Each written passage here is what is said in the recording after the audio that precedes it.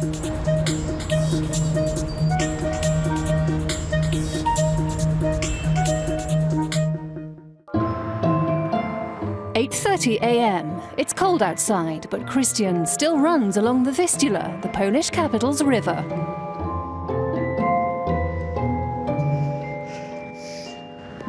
Dzień dobry, Krystian. Is that how you say hello in Polish? Yes, that's right. So, how often do you run here? Yes, I try to run here several times a week. Warsaw's your city, isn't it? I have always lived here. I can't imagine living anywhere else. Okay, let's go.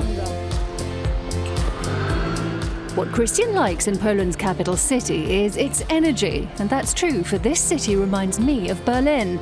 Warsaw vibrates to the rhythm of the economic boom, accelerated since joining the European Union in 2004.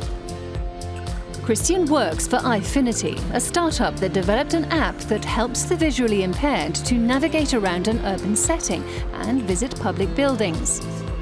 500 sensors like this one, set in public spaces, send information to mobile phones. So Pawel, what do you think about the latest version of the app? I think that descriptions are very informative. I definitely use them. Information about the direction, where to go in broad sense is very useful. Ifinity has been nominated as the best Polish startup this year. The company's app, unique in the world, is also available in Doha, Helsinki, Birmingham and Istanbul.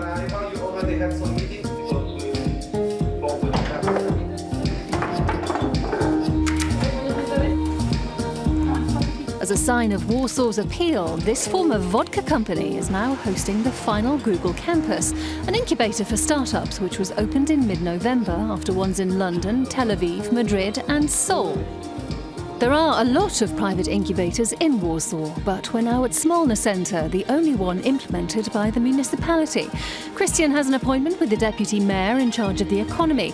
It's a good day because Forbes recently named Warsaw as the third favourite city in the world for startups. We believe that by such publications, by such announcement, we starting to set a very important message for abroad. It also became a very serious player on the market of the startups. Warsaw wants to be visible abroad. The city wants to be loved, and I want to guess why. Hello! Hello! I'd like to visit Warsaw. Okay? Welcome. Okay, thank you. Raphael takes me in his nicer van, a relic from communist Poland.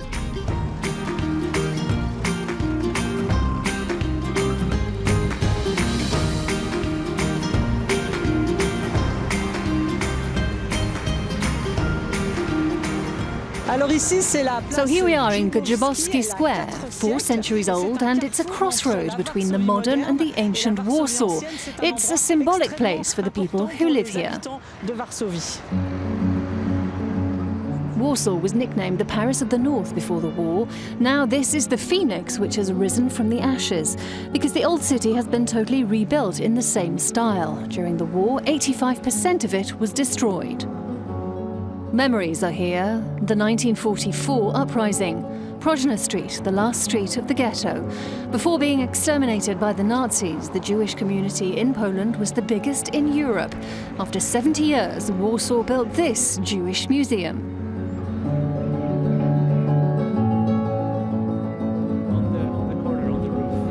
The other face of the capital city tells us about the communist ideology, and I ask an architect why. The architects and the planners and the city fathers, they used the destruction as an opportunity to create a better city, a more livable city, with more public spaces, with more greenery, with better housing conditions. And this place around us, Plac Konstytucji, is an example of this post-war planning.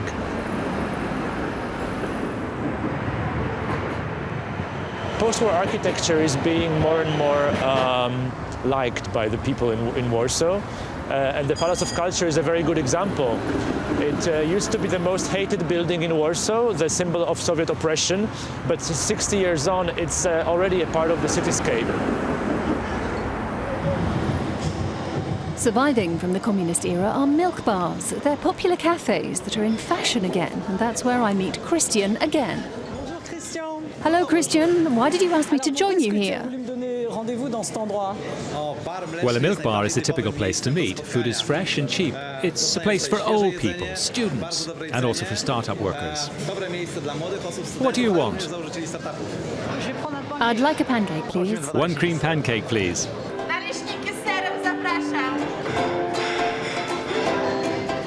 Here, the average menu is the equivalent of 3 or 4 euros. My pancake costs me €1.50. Night falls on Warsaw. Krystian is finishing his day in a different neighbourhood, Praga.